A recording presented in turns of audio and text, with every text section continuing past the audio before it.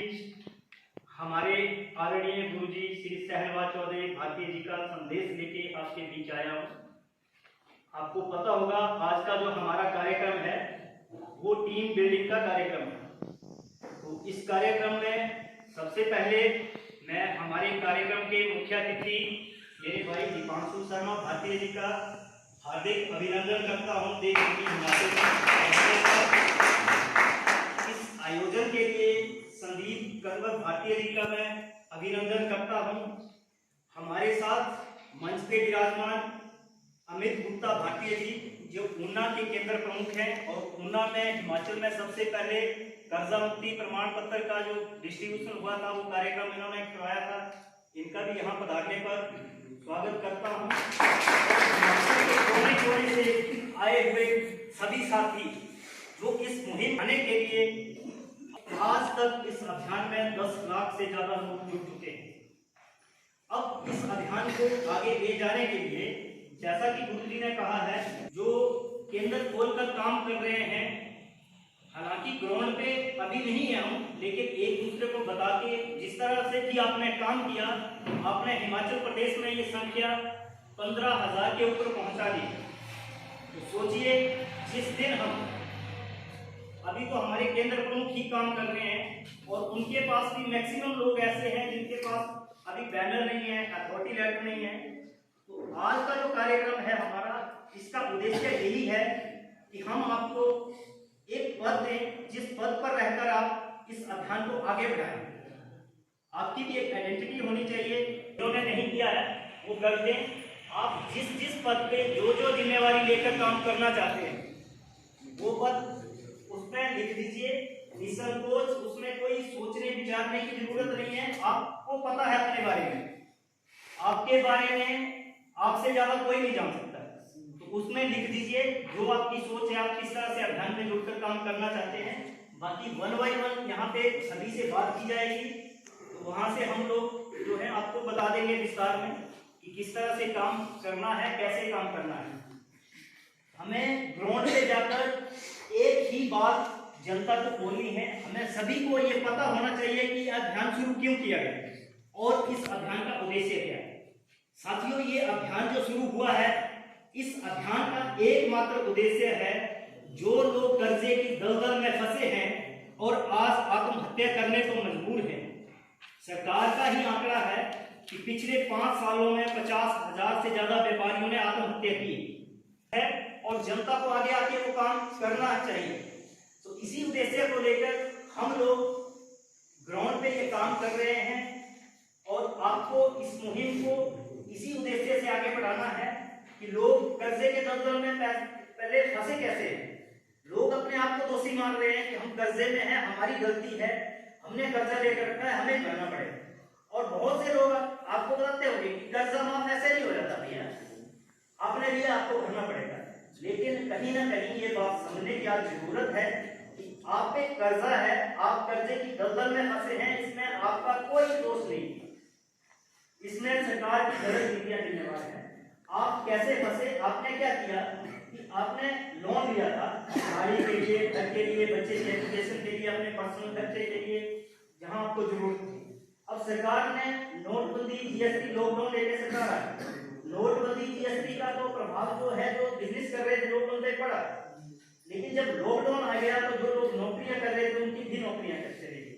लेकिन फिर भी लोग चुप रहे। लोगों ने क्या किया, वो एक कर्जा चुकाने के लिए दूसरा कर्जा ले लिया, दूसरा कर्जा चुकाने के लिए तीसरा कर्जा ले लिया और इस तरह से वो कर्जे की दलदल में फंसते चले गए। उन्हें पता भी नहीं चला कि वो कर्जे की दलदल में फंस गए।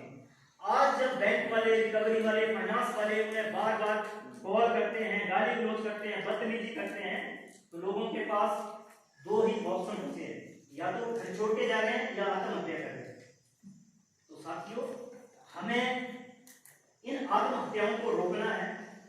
अभी हाल ही में एक ऐसा केस हुआ है कर्जे से रिलेटेड कि नीचे वाली फ्लोर में माँ बाप रह रहे हैं और ऊपर वाली फ्लोर में फैमिली रह रही है। यही उनकी एज है 45 के करीब, 19 साल का बेटा, 17 साल की बेटी है, अच्छी भली फैमिली है, बिजनेस करते थे अच्छा, वो कर्जे की दलदल में इसी तरह से फंस गए। और उन्होंने प्लान कर लिया कि सभी लोग सामूहिक आत्महत्या कर लेंगे। और बच्चों ने माँ बाप को कहा कि आप हमें जो है नींद की गोलियां दे दो, हमें सुला दो और हमारा गला दबा के हमें मार दो, फिर आप जय खा लो। और उस दंपत्ति ने वैसा ही किया और पूरी की पूरी फैमिली ने आत्महत्या कर ली।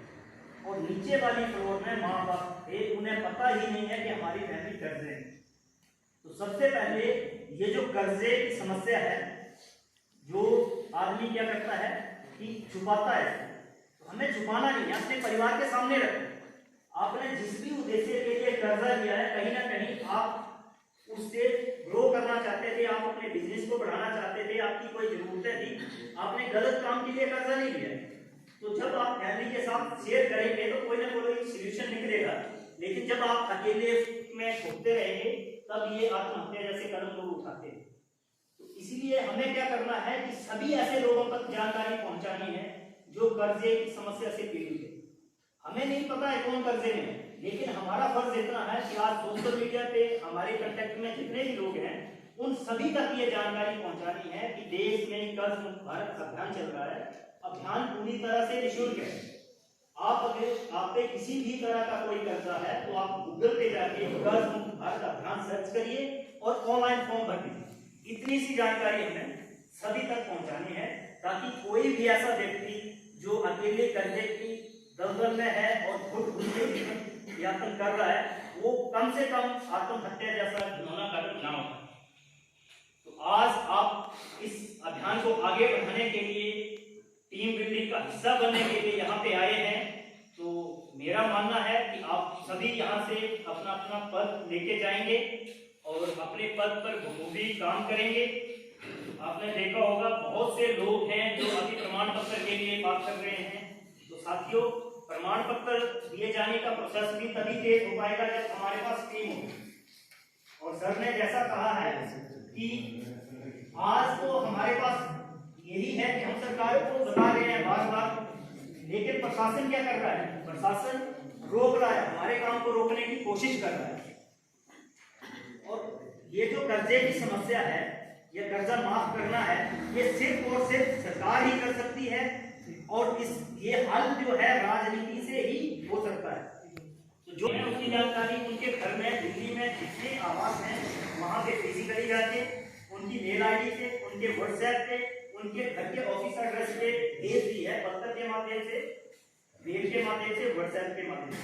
लेकिन कोई भी सांसद चाहे वो किसी भी पार्टी का हो, इस पे काम करने को तैयार नहीं है, आपकी आवाज बनने को तैयार नहीं है।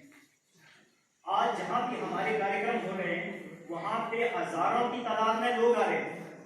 तो जो हमने जनप्रतिनिधि बनाए हैं, चाहे वो विधायक हैं चाहे सांसद हैं, उनका काम क्या है? जहां जनता इकट्ठी हो रही है अपनी परेशानियों को लेकर, वहां जाना, जनता की परेशानियों को सुनना, ये जनता क्यों इकट्ठी हुई है, क्या परेशानियां हैं, और जनता की परेशानियों को उठाना। लेकिन वो अपना काम कर रहे हैं। आज